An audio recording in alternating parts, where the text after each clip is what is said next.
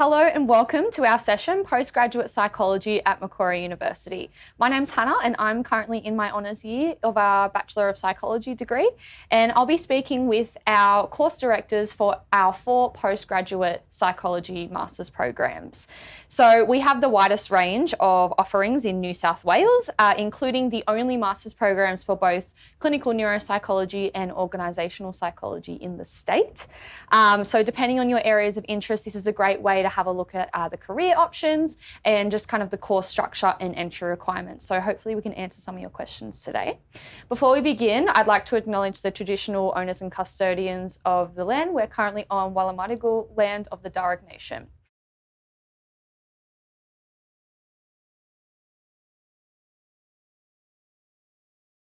I'd now like to introduce Dr. Josephine Paparo, who is our course director for a Masters of Professional Psychology. Thanks so much for joining us today. So I guess I've just spoken to Joanne, who was our organisational psychology course director.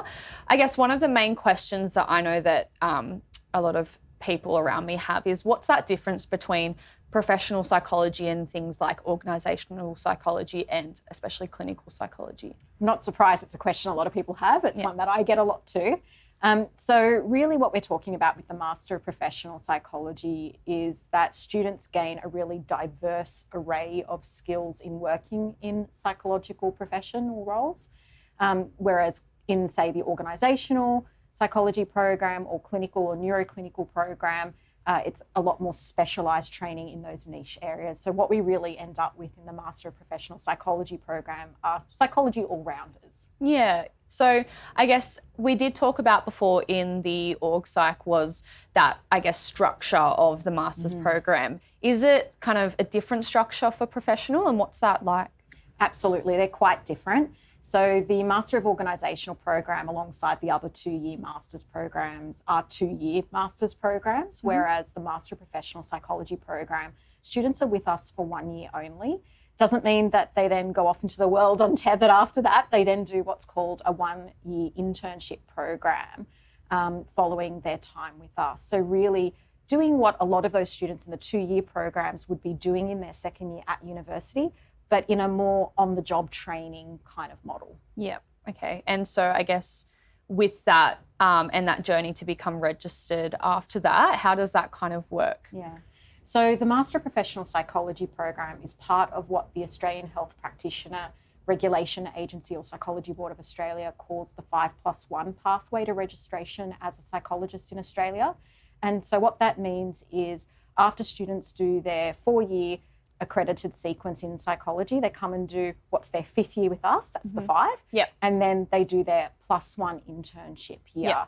And then following that, students undertake what's called the National Psychology Exam, and upon successful completion of both those elements, they can then become a registered psychologist. That's great. And I was talking before about how it's really good to have, I guess, that focus on applying all the theoretical knowledge that we've learned in the practical field then. And I think it's a good way to kind of transition Absolutely. as well. It really gives that opportunity to get out into the workforce as quickly as possible for our graduates. Yeah, and definitely like the networking opportunities and that kind of thing, I'm sure is really good as well.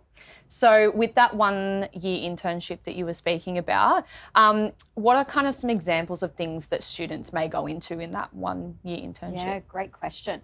So again, reflecting the ethos of the program of being about diverse, broad roles, they might go off into a range of different contexts. What one student does in their internship year might be really different to what another student does, but essentially the structure of that 1-year internship is the same. So they're going off, getting some practical experience working as a psychologist full-time, and alongside that receiving some really comprehensive supervision, as well as completing some other requirements for that internship program. So submitting some case reports and, as I said, that national psychology exam. And we have students who go off into a range of diverse settings for that. So at the moment we've got graduates who are working in school environments as school counsellors and psychologists. We have other students who are off working in the Department of Community and Justice, corrective services, and some are even working in privately or publicly listed companies. So taking that organisational slant, but in the context of a professional psychology role. Yeah, I think it's good that it's nice and broad as well. So you're not kind of set in on a specific thing, which is really good. So I guess in the sense of kind of going back to the masters specifically, what kind of person or student would you say should be kind of considering going into that masters, or what kind of interest may they have? Yeah. I think someone who is attracted to that idea of the diverse skill set and gathering that broad range of skills, someone who maybe doesn't want to narrow down their options to one particular type of area of practice, is a really good candidate for our program. Yeah. It's also someone who does have that eagerness to get out into the workforce really quickly, rather than spending 2 years at university. Having just that 1 year with us can be really attractive for those kind of students. Yeah. It really is about wanting to gather those range of skills to work with various populations and make as broad a contribution to psychology as you can.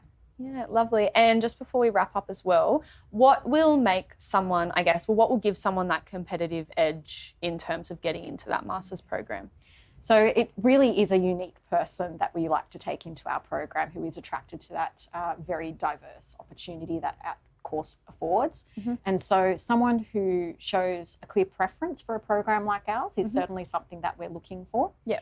We're also really keen to take graduates who have demonstrated their ability to undertake a rigorous academic curriculum. So based on the completion of their 4-year undergraduate training in psychology. Yeah.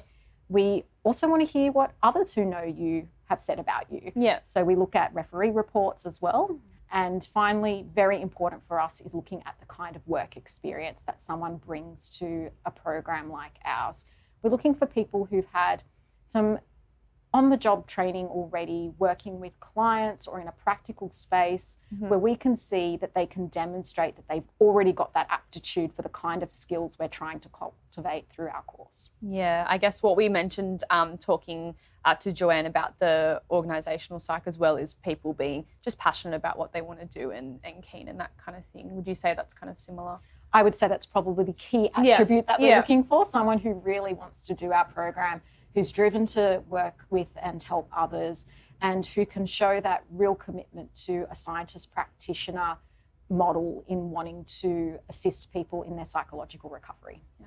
Lovely. Thank you so much for joining us today, Josephine. You're welcome.